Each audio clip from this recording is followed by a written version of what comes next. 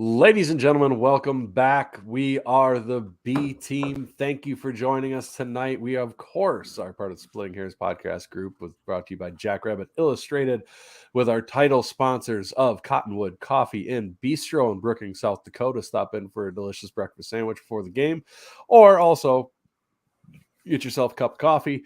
Get some coffee of theirs from any Minnesota Walmart or online.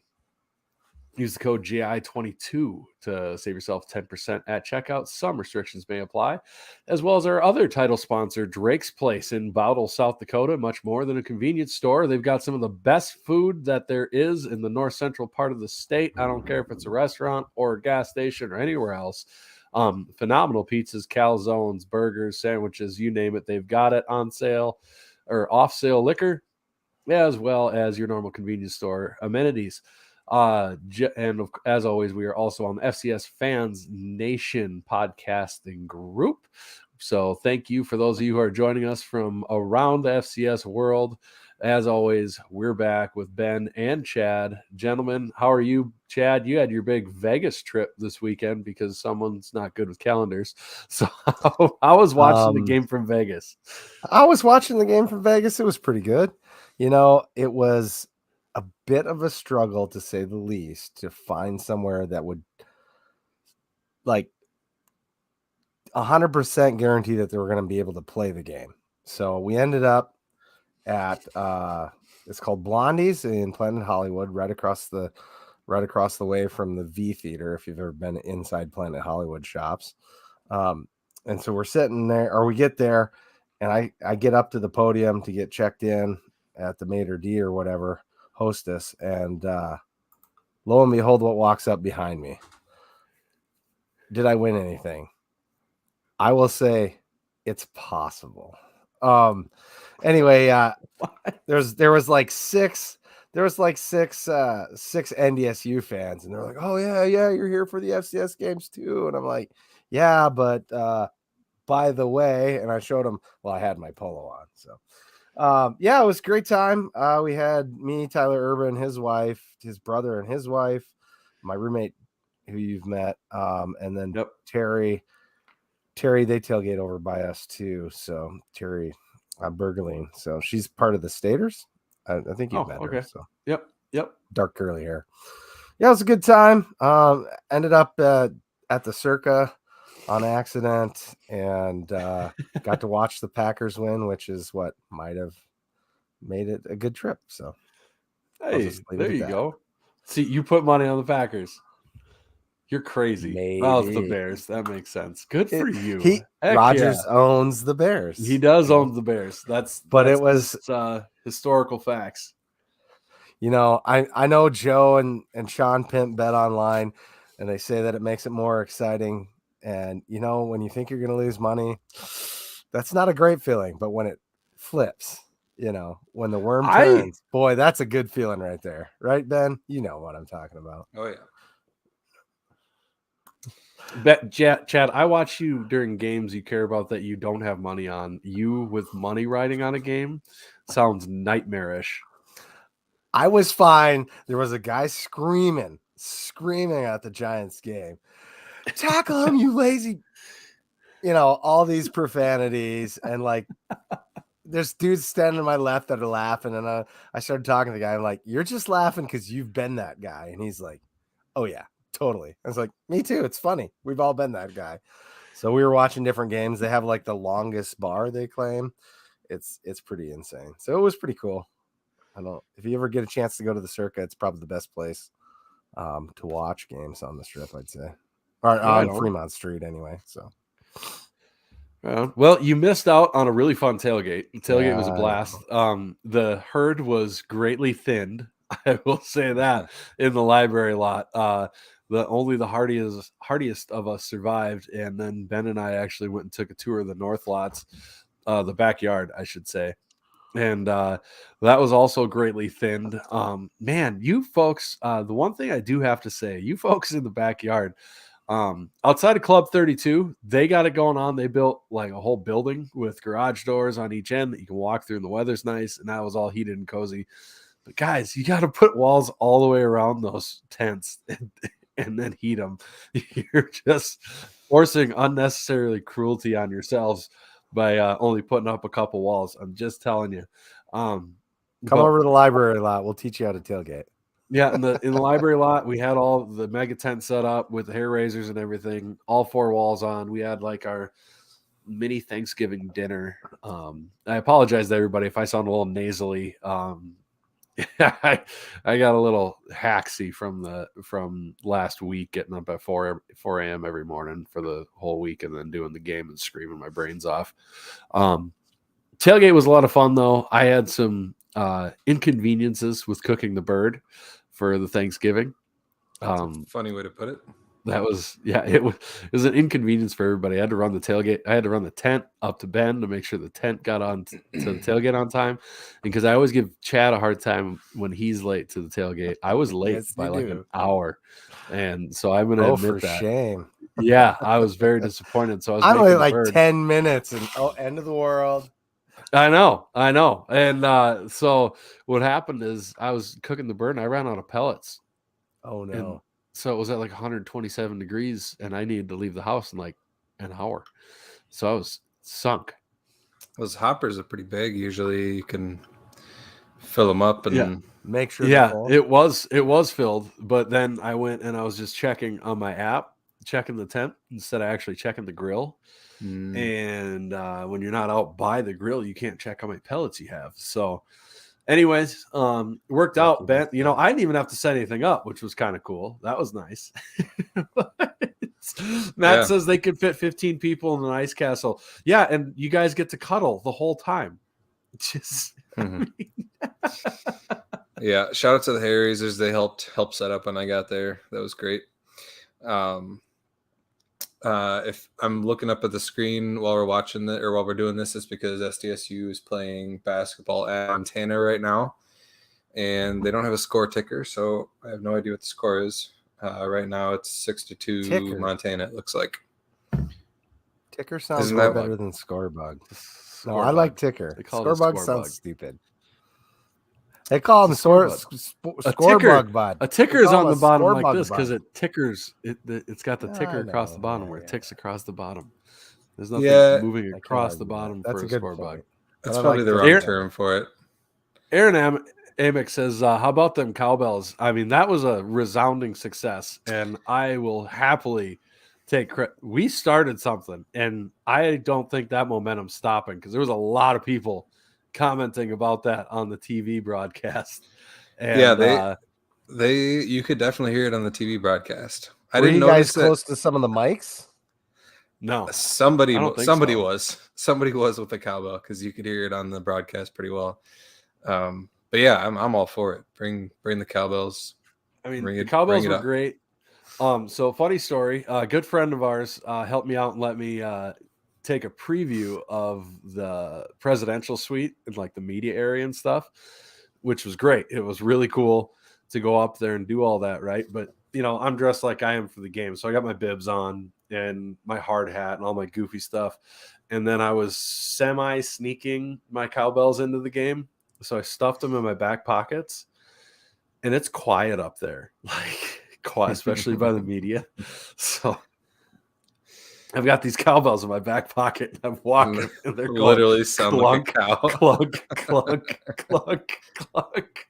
I had two of them, so I had one in each back pocket with each clunk with each step, and I'm trying to hold them. So now I'm grabbing my ass as I'm walking through the media suite like an idiot, already looking like an idiot in my bibs and everything else. But it was cool. It was really cool to go up there. It was that was really awesome.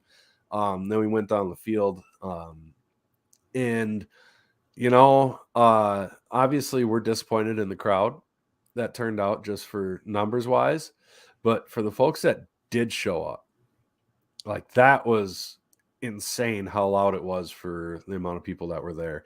And the really amazing thing to me was, I don't know if you felt this, Ben, but at least on our side, it felt like that second half where we caused the false start before the punt that went into the end zone, or the bad snap that went in the end zone, it felt like there was just this second wind that hit the crowd. And all of a sudden, for no reason at all, the crowd was like, let's bury him, and just went all in on it for some reason. And it was awesome. It was really, really cool. Yeah, it was a great atmosphere, even though it was only like a third full, or a quarter full, really. Right. Yeah, I mean, you could tell the people that were there are the diehards, or the true fans. The people that really get into it. They're the people that probably are making the majority of the noise, even when the stadium's full. Right. And so they still make quite a ruckus when it's not full. But it might almost be louder. Like Rick Jensen says here, the crowd side was low, but the volume was loud. And like you said, we're the people who are probably making the noise anyways. But now you don't have, an extra 14,000 bodies soaking up that noise, and the stadium echoes more. And I think that kind of amplifies the volume a little bit. Yeah, I think so too. It was awesome. Honey Badger asks, and this is obviously from the FCS Fans Nation YouTube page. Do SDSU fans like to watch the game on TV? Is your fan base just low in general? Well, we've had 2 sellouts this year. We averaged well north of 15,000 fans per game. That includes an 8,000 attended game at the end of the year for Illinois State. So the fan base is absolutely there, and it's growing. And we talked about this to some people beforehand in the tailgate who were just as frustrated as we are about the attendance for the playoffs. And that is that this is something that is building. 3 years ago, if you'd have told somebody we're going to have 2 sellout games, one's going to be the USD game, we're going to sell at Hobo Day, and it's not going to include the Dakota Marker game, I would have been just absolutely dumbfounded, impressed as hell. So it's something to build up to. Are we happy about it? Absolutely not. I'm really, honestly, a little bit pissed off about the amount of people that we know had to have been sitting in bars and would rather go to a bar because it's warm to watch the game instead of watch these Jacks players play. And especially when you have someone like Tucker Kraft on the team who turned down 6-figure NIL deal to choose SDSU. And by virtue of that, $300,000 he turned down to play for SDSU.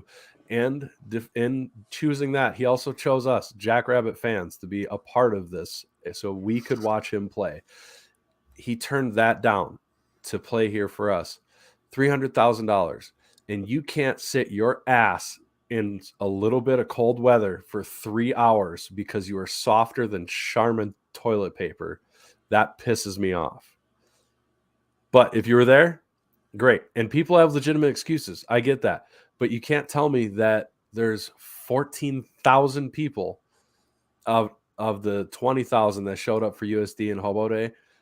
Every one of those 14,000 has a family member event to go to. I don't think it's going above and beyond to expect us to have at least 10,000 fans at a playoff game, because Montana State fan base is able to do it. Montana fan base is able to do it. There's no reason that Jackrabbit fans can't do it other than just being babies about it. And that's what pisses me off about it. But obviously we've talked on this before and we don't need to go too far in the weeds with it. I'm just a little concerned that we're leaving way too many seats open if we make it past this round, and Holy Cross is going to bring some fans for sure, but Montana State, not that far away. They're already organizing buses. We've seen this online, and it would be a shame if we can't get more people to these last 2 quality games. Well, I doubt that Montana State's going to legitimately bring more fans than we will, but they're going to bring. No, I'm not saying that. Yeah, that's to me, the bigger thing is this is going to be representative of the SDSU fan base. The team is going to go out and show out for themselves. It's our fan base on ESPN that is either going to get its pants pulled down and look like a bunch of asses on national TV, or we're going to show up and prove something. So, and I'm not going to defend our fan base if nobody's there. Sorry, that is what it is. I will be right there lined up with everybody else to talk some crap about our own fans if we can't show up for the number one team in the country on national TV. Yeah, I think we'll see a better crowd this week, and then I think we'll see an even bigger crowd if we win again this week. But yeah, I mean, we should be going up for them every week. They deserve it. You know, the coaches, if you check out their Twitters, you know, they're imploring people. They're saying, hey, get to the stadium. These kids deserve it. And it's true. We have a special team. If you're ever going to go to a Jack's playoff game, now's the time. Come support these guys, you know, and we harp on it all the time, but it's like, wear the right clothing and it's not cold. Right. Like I dressed appropriately and I was never cold. I stood outside for, you know, the 3.5 hours or whatever the game was. It wasn't cold. Not one bit. Well, and sit on the east side and you'll be sweating. Ariel was shedding layers. Yeah. So get to the game. But outside of that, the game itself was obviously good. Dominating win again. Tiny bit of rust when we started. We're worried about, our long layoff, how rusty we were going to be. Really weren't that rusty at all. Just a quick false start, which is a little concerning. But after that, it was pretty clean. As this guy says, other people are having problems with attendance too. But yeah, no, I thought it was a great game. The defense, again, is just dominant. It sucked to see Nolan Henderson go down right away. Yes. We saw that last playoff game. He's a fun player. I would have liked to see him in the whole game. Do I think it makes a huge difference? Probably not. They probably get more like 10 or 14 points or something like that rather than only the 6 they got, because he is a different he's a special player. I mean, he's a good player. So I hated to see him go down, but I don't know. We took care of business. We got after it. It was fun to watch. Yeah, it was a really fun game to watch. Obviously, the start wasn't ideal with the muffed punt. That's been talked about to death by everybody, the media asking Stig, and I mean, all A-team, us, everything. You can't undo it. I just remember it happened, and I happened to be sitting with Tim Haybeck, and we were both upset, and I just looked at him and I said, you know what? We're fine. We're fine. There's a lot of game to go left. We're fine. And then it after that, Delaware didn't do anything.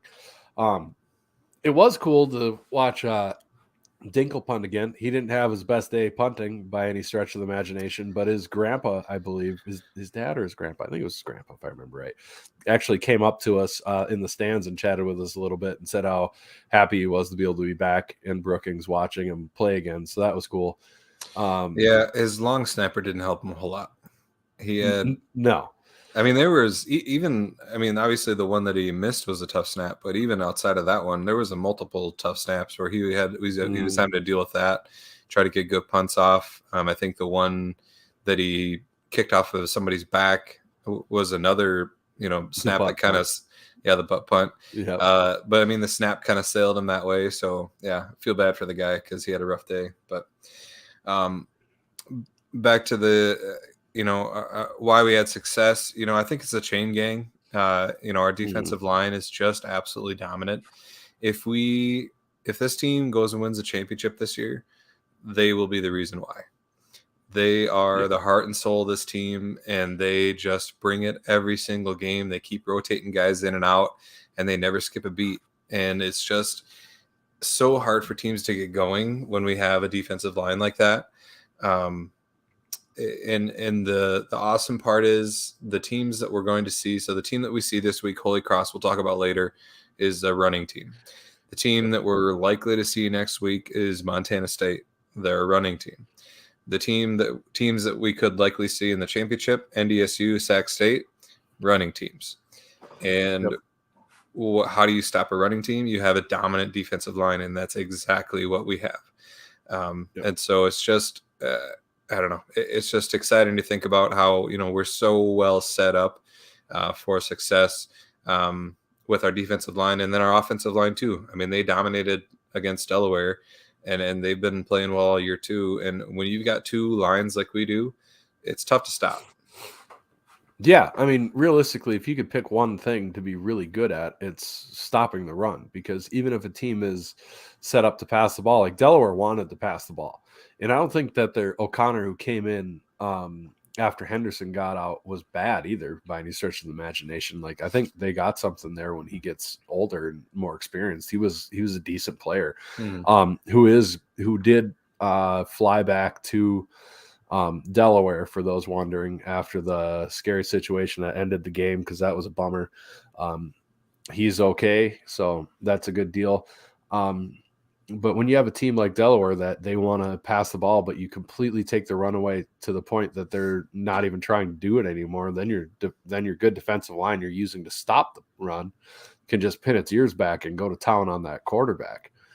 And it's been mentioned before, but our defensive line wears down offensive lines, which is really backwards from how it normally works out in a football game. But they just wear these offensive linemen down, and they're just eating in that second half, and it's really fun to watch. Yeah, it was fun to see Winkleman have a good game. He's had some injury problems this year. It seems like he's healthy now. He's playing really well. And Caleb Sanders, that guy, That dude. He's just so good. And when he's done with his career, which is probably after this year, I think we'll look back and he'll be one of the great all-time defensive tackles to play for STSU. How dominant he was. He doesn't necessarily fill up the stat line, but if you watch, he takes up two guys on every single play. And when you have somebody that attracts the attention of two linemen on every play, it limits what teams can do. It's just awesome to watch him play. And I was thinking back, I remember when he was a freshman, a true freshman, and they had the Culver's burger eating contest. And I'm pretty sure he won it. And he was just this nerdy looking, he wasn't physically imposing. Like he had these glasses and this hair going on, and it's like, who is this kid? Like this kid will never contribute at STSU, And go ahead. Yeah, we watched that, and then Kurt Lickis is telling us, "Oh, dude, this guy's gonna be special." And I'm like, "Really?" I mean, because looking at him, like you said, curly hair, glasses, won a burger eating contest. He looked a little pudgy, right? Not that isn't normal for a defensive lineman, or offensive lineman either. But yeah, I was just like, "Huh, okay, well, Kurt knows a little something. We'll see what." And dude's a stud, just an absolute stud. Yeah. Should we call Winkleman the Sandman? Like the Sandman's going to put you to sleep. That's fine. We got Colonel Sanders and the Sandman. Feels late in his career to come up with a nickname for him now. Yeah, well, for the last three boys. I woke up and had that thought in Vegas. That's all I can say. I love it. Oh my god! So the rest of the defense also look good. The linebackers look good again. We didn't see Baki warm up, but they decided not to play him. It'll be interesting to see what we see this week. I'm guessing he'll warm up again and maybe play some snaps, but I'm guessing he doesn't play the whole time. I'm guessing they have on a pitch count, and maybe have him ready for the semifinals, assuming we won't necessarily need him this week, but maybe get him some run. But yeah, I mean, guys like Savion Williamson, he keeps producing. Like he goes out there and he makes plays. And Jason Freeman is a stud still. Good to see McGoy back. He came back from his long stint with an injury. And so, yeah, we're getting healthy again, which is awesome to see. I think Stig mentioned that basically everybody that could be healthy is essentially healthy going into this last game, which is awesome. Which, as much as we hated that bye week, it did turn out to be a good thing just because of how long the regular season was. Outside of that, our defensive backs, I think they don't get enough love. I think they're underrated. especially Dashon Gales. I mean, he's been showing up a lot on, in these, like, in one-on-one coverage. He's been making some big plays on defense and there's a lot of them, like Arel and Beanham, and you see those guys come up in run support, and they make solid tackles all the time. And so, this defense, it's just the whole unit together is just, it's a great unit, and it's so fun to watch. And I think go ahead. I was just going to agree with you. They've been fantastic, and they've been getting better as the year goes on here. I mean, you look at some of the passing totals from the last couple of games; those have even gone down for opposing teams. So Angela Griffin here says Caleb had been breaking records for years. He played both sides of the ball in high school, broke weightlifting records too. Proud mama, Iowa Jack. So this is Caleb's mom we're talking to? That must be the mom to the grandfather me and Matt met down in Iowa. So that's pretty cool. Yeah. Well, thanks for hopping on the pod. And then let's get to our offense. Again, the 605 Hogs, they dominated. I think it just seemed like we didn't even have to throw the ball if we didn't want to. Delaware would stop one of our runs every once in a while, but they were just, the holes were big. We were getting 7-8 yards a chunk. And it was good to see Gronowski run the ball a bit. He broke away with that long one. I thought we would have seen him kind of break away for the touchdown there, but he got caught from behind. But it was good to see. I mean, if teams start to have to really game plan for that, it's going to be tough to stop. He's a special player. Is anybody wondering what happened to the explosive plays anymore? That's all the first half was, just gashing them for big plays on the ground, which was awesome. The Hogs absolutely dominated. By the way, our game recap is brought to you by Dakota Iron on the west side of Sioux Falls on 12th Street, where they dig deeper. Get a hold of them for any of your heavy equipment needs that you may have. They will hunt it down and find it for you and get you connected with the right equipment for your needs. The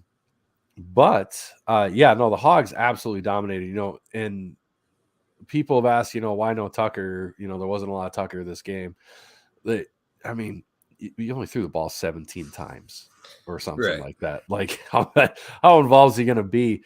And it just reminded me of at the beginning of the season when they were asking Luan, hey, what are you going to do to get the ball in all your playmakers' hands? And he said, we can't. There's not enough balls to go around to get it in everybody's hands. Then there's just going to be games where it's going to be this guy or that guy or this guy. And it was the running backs game with a little bit of the Yankee twins sprinkled in. And beyond that, there just wasn't enough balls to go around because we were just killing them on the ground so well that you couldn't stop going to that well. It was too plentiful. Right. Joe looks like he's a Delaware fan. He said, saw you online. Good luck on your way to Frisco. Enjoy the ride. Go Blue Hens in 2023. Thanks, Joe. But yeah, so playoff Zay is back. Yes, he is. He's just a different man. Got another gear. Like and I think the break probably helped him too, because I think he was he's had some nagging stuff. But man, he just, I don't know what it is, but I love it because he's just unstoppable in the playoffs, and I hope we see that continue. He gets a force field around him that people just bounce off. Because there was 2 or 3 runs that game where I stopped. I was like, okay. And I turned to talk to somebody like, yeah, that was an awesome play, to high five somebody. And then the crowd roared again, and he's falling in the end zone. And he's falling forward for another 10 yards. You're like, he had 3 guys. He's got to be down. No way. Yeah, those poor Delaware defensive backs. I mean, they run this defense where they got like 5 or 6 DBs out there. And man, Davis was getting to the second level, and they couldn't do anything. Like, good luck tackling that guy. Especially when he hits that second gear. I mean, he's just unstoppable then. for sure. Mar Johnson had another good game. Back to Kraft. I hope we see him get the ball more. I think it was a product of just not passing the ball real often. I also wonder if it's a product of kind of, I don't know, saving him a little bit, but also like limiting his exposure. So I mean, like he decided that he could have easily said, you know what, I'm just going to prepare for the draft.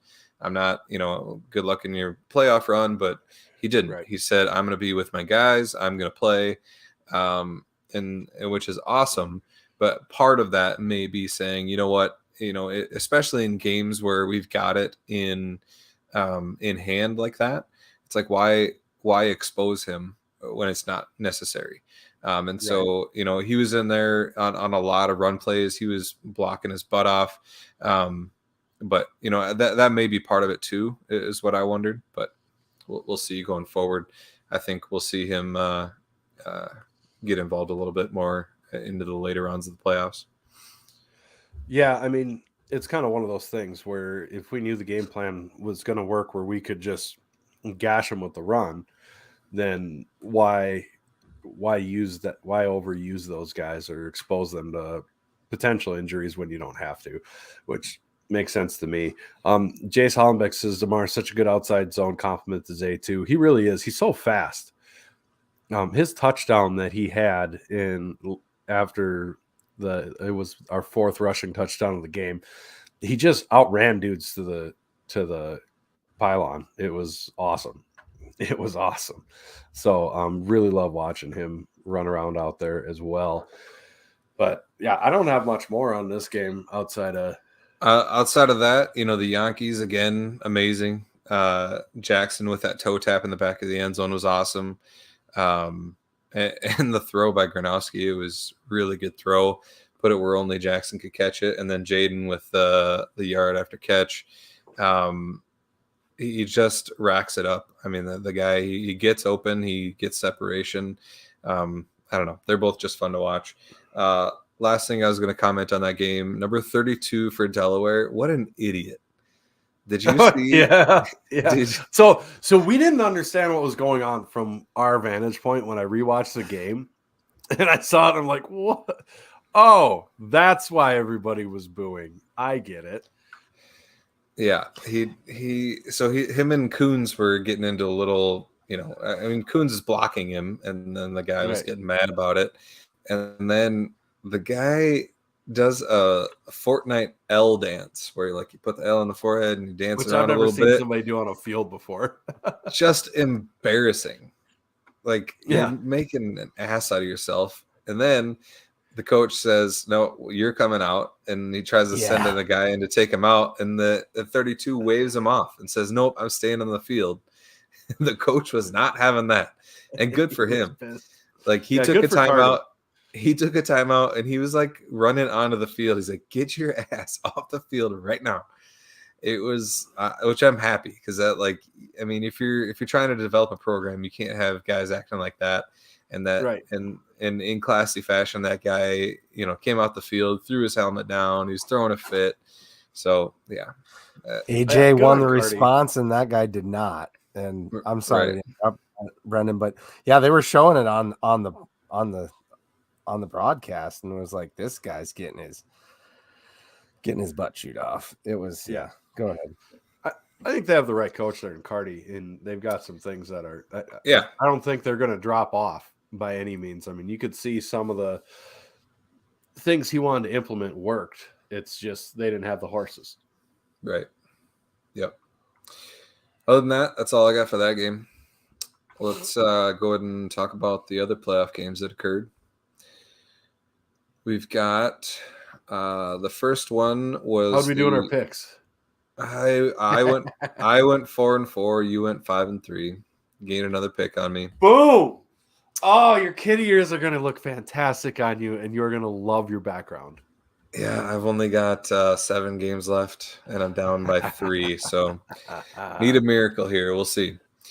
Chad's got them up on the screen here. Obviously, SDSU beat Delaware 42-6. Those scores are in a weird spot. and SDSU covered, obviously. I didn't make the bracket, man. Which that's that's one that I picked and Brendan got wrong, but he's obligated to keep picking against SDSU because when he does, we keep blowing teams out.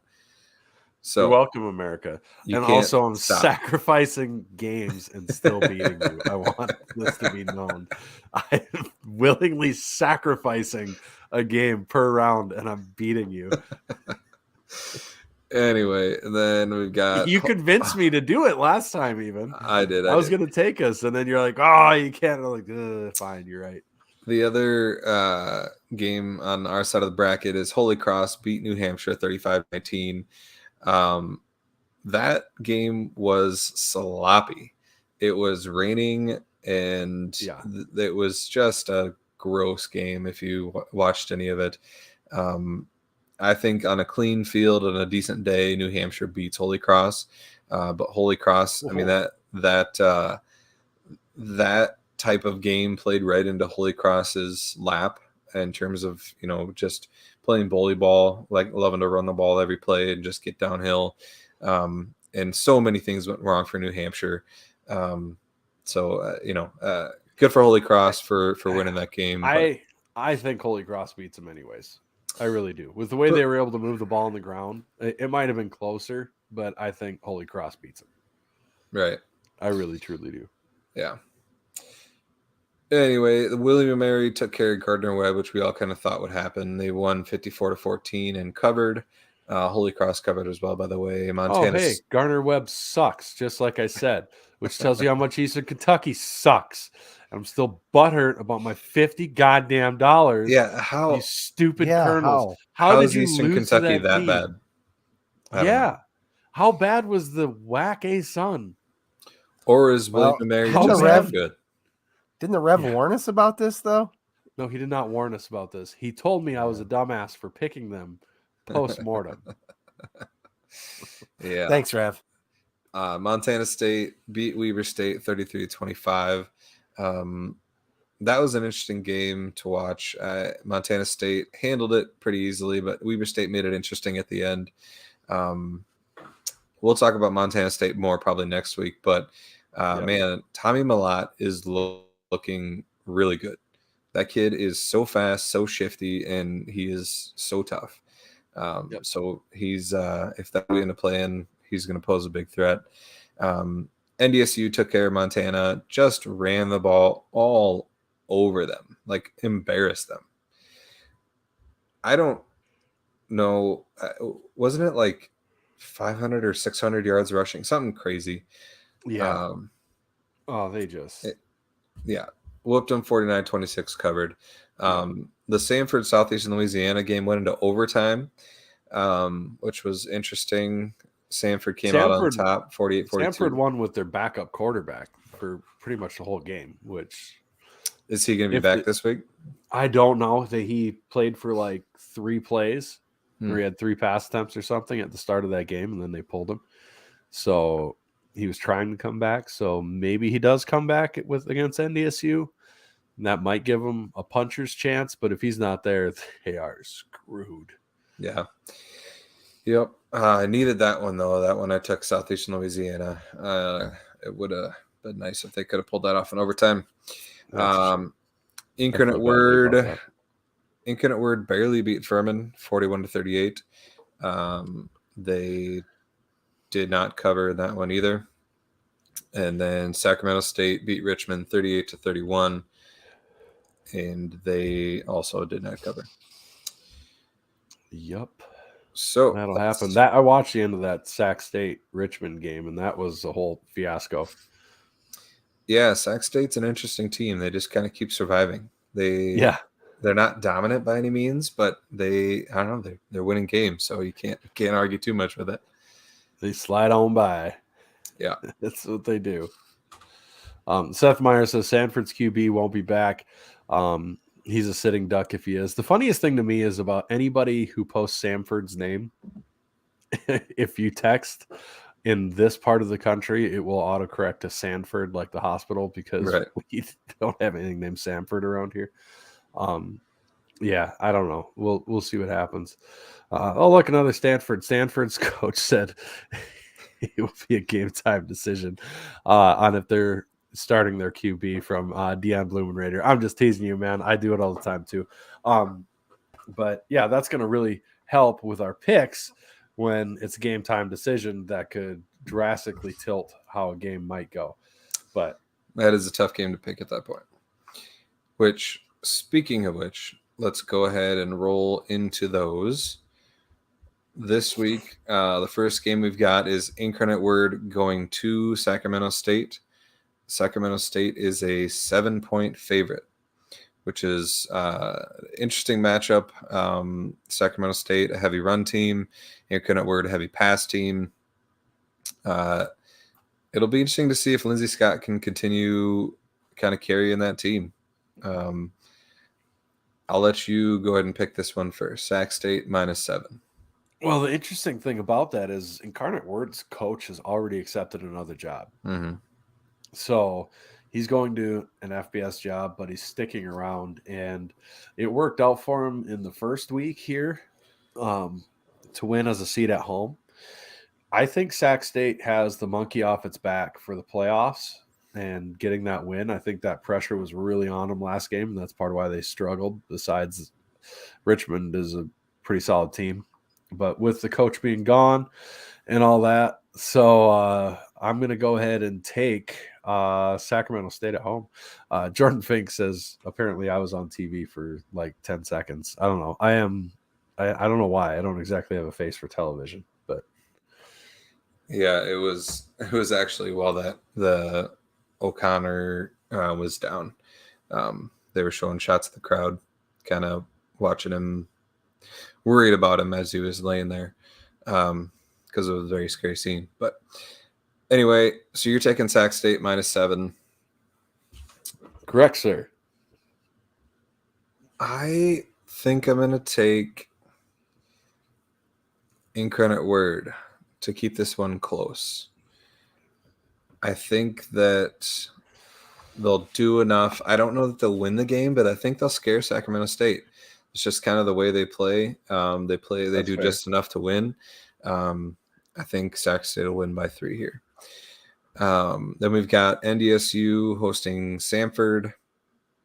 NDSU is a 16.5-point favorite, which is a lot of points. That's a lot of points, but I think I think they win by a lot more. We've seen what happens when NDSU plays a mediocre run defense, and Samford's is awful. And the only chance they had was if their starting quarterback was fully healthy and could make it a shootout, and that's not going to happen. And they're going to crumble in the Fargo Dome, and NDSU is going to beat the brakes off of them. They might rush for 550 yards. I would not be shocked. Yeah, I think you're right. I think NDSU just runs all over them. The one interesting news about NDSU is that Hunter Lepke isn't coming back due to injury and or getting ready for the draft. So they'll have to finish their season out without him, which is a huge – I mean, they're running the ball well, but this is against teams that don't stop the run real well. Right. Not having Hunter Lepke for the rest of the season is actually a pretty big deal. Well, it's a big blow later, like when they play either us or Montana State. I don't think it's going to even matter when they play Sac State or Samford. Like, he won't be the deciding factor in if they win or lose. Probably not. In those games. Right. Yeah. So I agree with you, NDSU in that one, 16.5. And then we've got the game that would feed into us. William & Mary goes to Montana State. Montana State is a 7.5-point favorite in this one. Ooh. Montana State's 7.5 points.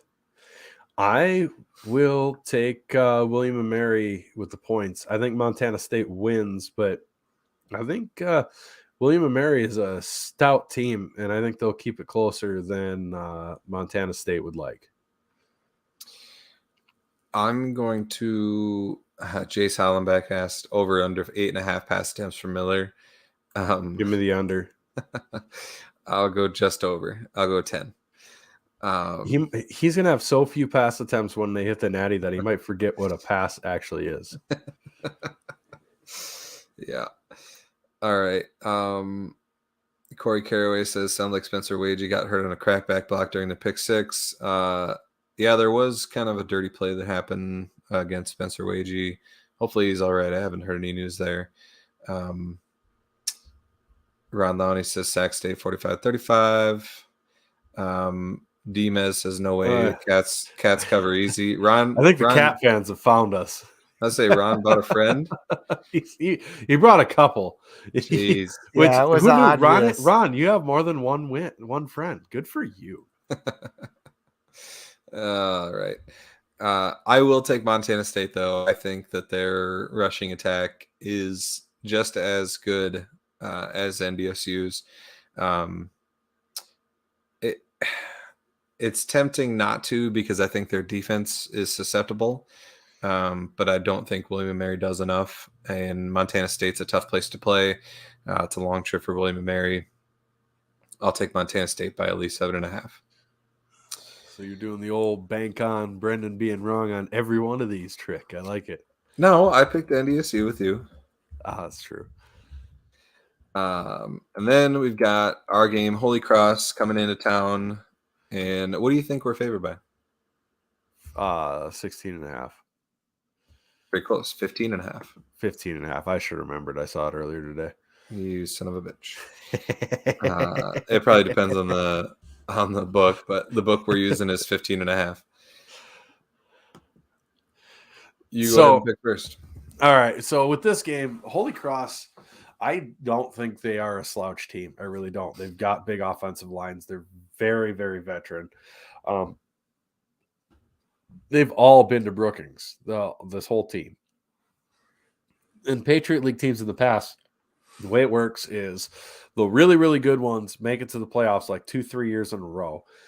And they make it when most of them are like sophomores and then juniors and then seniors. And so that senior year, they can be dangerous to power conference or big three conference opponents, just like they almost beat Villanova last year. Colgate has gone and beaten JMU before it. And so this isn't a game where we could just roll the helmets out, and I'm sure that the squad won't do that. But on the flip side, they, just like pretty much everybody else left in the field outside of Incarnate Word, do exactly what we would hope as Jacks fans you get to face, and that's a team that loves to run the ball and predicates everything off of running the ball. They're balanced, but if they don't have the run to get their pass going, they are in trouble, because if they have to go with Sluka, who's an absolute beast of a quarterback, especially when he's able to run the ball, he's not terribly accurate, even though he is proficient at throwing the ball. So if you force them to be one-dimensional, they're going to be in trouble. They're going to have a hard time. So I do like this matchup for us because they're not going to rush for 300 yards on this team. They probably won't rush for 200 yards on us. Maybe they'd hit $120, $150, maybe. I don't know if that's going to be enough to get it done. And I do think that the depth that we have will wear on them in the second half. So I can see us, similar to what I thought was going to happen against Delaware, where we are up by a score and then ice the game away in the fourth with a one later touchdown to put the game on ice. So I think we win by about 14. So I will actually take the points with Holy Cross. And the Good. Crusaders. Good. You need to convince me. Sluka is a good quarterback. He is definitely a run tough. threat. He is very tough. He did the Jason Witten, which is amazing. The what? The Jason Witten. Do you remember that play way back when Witten was playing in the NFL? He got popped right in the chin, catching a ball over the middle against the Eagles, and his helmet went flying off, and he ran for another 30 yards. Still one of my all-time favorite plays in the NFL. Mm-hmm. He did the same thing, except he got a penalty because you're not allowed to keep playing when you lose your helmet. Yeah. So the kid can play. I mean, he's very similar to Tommy Malott of Montana State. He's very good at running the ball. They run this kind of RPO type thing where he keeps it a lot of the time. They've also got a running back. I don't know his name, but he's a bowling ball. He just puts his head down, and it's 3 or 4 yards in a cloud of dust, possibly Peterson. But so they've got a pretty good running attack. I just don't think it'll hold up against the likes of our defensive line and our linebackers. Sluka can throw the ball, but it's usually predicated on teams getting sucked up and it happening in play action with the RPO. So I don't see them having a ton of success in the pass game, just because I don't think that they'll get their run game going, and they won't get us to commit enough guys into the box. I do think that they get more points than Delaware did. I think that Sluka is going to get loose a couple times, maybe for a touchdown, because he is that good. I don't doubt that.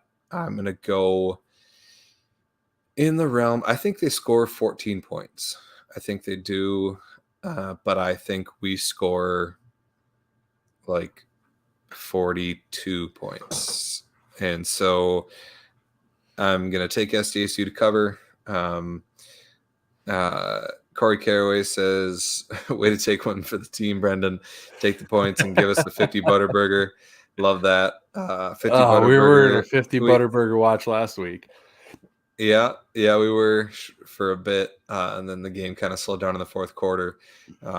Maybe we'll see it happen this week. The 50 Butterburger, the game of the week, presented by Culver's of Brookings and Watertown. Go get your Butterburgers and all their the other good stuff they have at Culver's.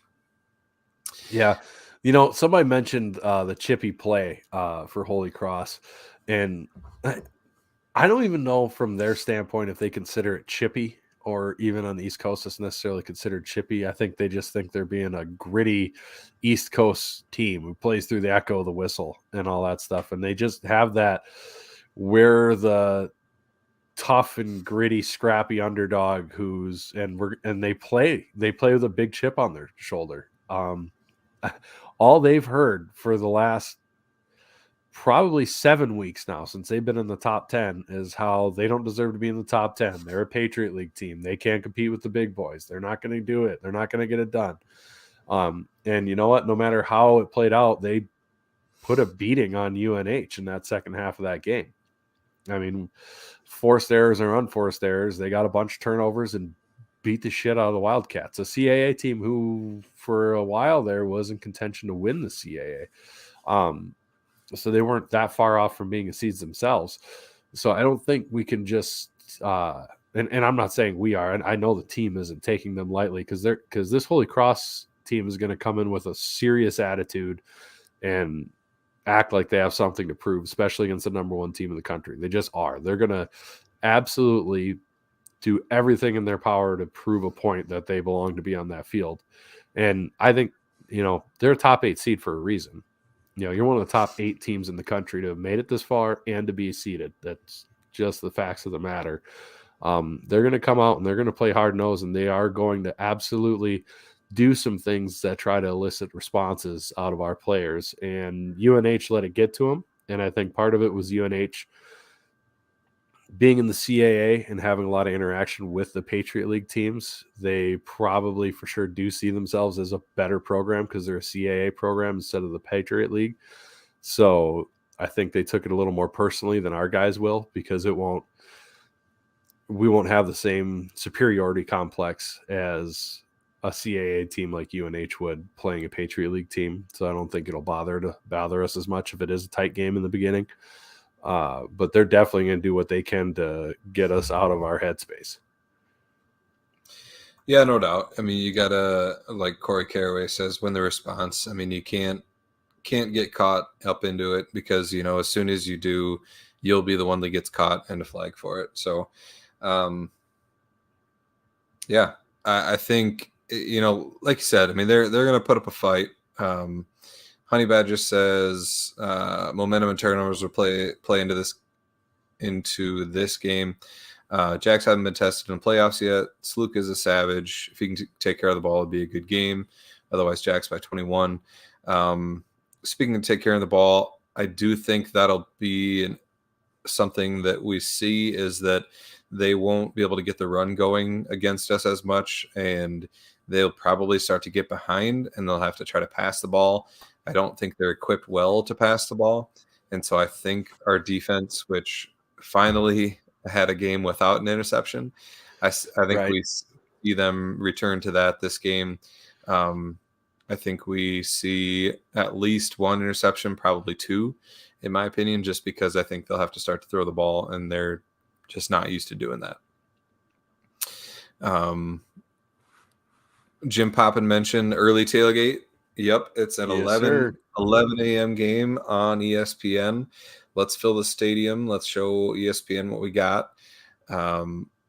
What's up, Chad? 6. Got to be there at 6. I had the wrong screen. 6. 6 a.m. is when the tailgate whenever the open. hell you want. Show up whenever the hell you want is what it is. They weren't even taking payment last game. I'm pretty sure if you wanted, you could start tailgating at 4 a.m. tomorrow on Saturday, and they won't say boo. And I've considered it just to say that I started tailgating at 4 a.m. That thought has crossed my mind. If I didn't have extra friends coming that I got down here, that I have coming down from Fargo to come to the game that aren't NDSU fans, this weekend? I would consider. Yeah, I do. I have 4 of them. So sweet. Yeah. Tell a friend, phone a friend, anybody you can find, drag them with you. We have 7,500 followers on Matt's JI account. So if half of you make it to the game and then each one of you brought 3 friends, we'd have some pretty solid attendance. So just, if the grocery store clerk gives you a funny look when you're buying duct tape, a sack, and a club, it's not important. Just throw them in the trunk of your car, and then pop the trunk open at the Dana, and there they are. And now they're going to the game. Tough shit. Now you're here. You might as well go with a headache. Here's a beer. Quit your crying. While you're at the store, grab a cowbell. Grab a cowbell while you're at it. Yes, cowbells are happening. And the funny thing is people looked at me, and they're like, with the cowbells, they're like, "Oh, we can do that now?" And people were like, "Well, it's playoffs, so it's not a Valley rule." And I'm like, "No, it's an NCAA rule now." But whatever. It's not, but it is. Also, I've looked it up. Oh, it is. Well, yeah. My thing I don't care. Who gives a shit? Make them stop us. That's my thing. Push it until they stop us, because I bet they won't. If everybody shows up with a cowbell, or even half of us, they're not going to have space to put the confiscated cowbells. So just bring the goddamn things, because it's awesome, and do it. No waking Ariel up at 3 just so I can say that. That's what she thinks. All right. Well, I'm gonna wake you up with an air horn so you can't fall back asleep at 3 a.m., honey. Then you'll have to do it. If you are coming to the game and you do want to come early, stop by the mega blue tent by the porta potties over by where the alumni tent was. We'll be in there. It'll be nice and toasty. Not sure what we'll have for food this time, but I'm sure we'll have some breakfast. I'm bringing those breakfast sandwiches that my wife normally makes. I'll be making those. They're on a Hawaiian roll. They're pretty tasty. If you don't know where our tailgate is, just go to Google Maps, type in Jackrabbit Book Club. It'll take you right there. There you go. Yeah, it's on Google. It's on Google Maps. So, yep. All right. I think we're going to finish before an hour for the first time this year. No, we're not. You can't find 2 minutes worth of stuff to just go over a buck. Matt will be terribly upset. He's gonna be disappointed. Yeah, I think. You could talk more about your kidnapping plans, Brendan. Yeah, that's just brilliant. Cattle trailer full of kidnapped people that you just open the doors. Hey, look where you are. Ticket for you. Ticket for you. Anything. Prime. I don't give a shit. There's my thoughts on Coach Prime. I literally could not give a shit less about a FBS coach. I'm sorry, and I'm not saying that like to rag on you, Jordan, or anything. I don't care. He was good for the SWAC, and I don't care that he moved on. I guess doesn't really affect our SDSU. Doesn't really affect the playoffs because he was never going to play in the playoffs because he was always going to be in the SWAC championship game. So I don't care. I don't. Ron with the rabbit stew comment. Ron, I hope if we play Montana State if next we play, week, I dude, hope Ron's Montana there. State fans right now are just Ron, you better so be at our full of tailgate. themselves over a game that happened a year ago. Mhm. Which, by the way, the team I'm not going to say that word. The team that paddled you like a small child in the national championship game, the only team that beat them, and convincingly so, is the one that you got lucky to catch off of 4 trips to 4 different time zones. So y'all need to chill just a little bit. Be confident, that's cool, but y'all are really pretty big for your damn britches. A lot of the shit I've been seeing, like, holy shit. Yeah. You're not NDSU. Calm down. Yeah. DMez has We made nothing an but hour. respect for SDSU. Nice. We did it. Hey, we made an hour. All right. Did Jim Poppin, he's right. Go big, go blue, go Go Jacks. Jacks.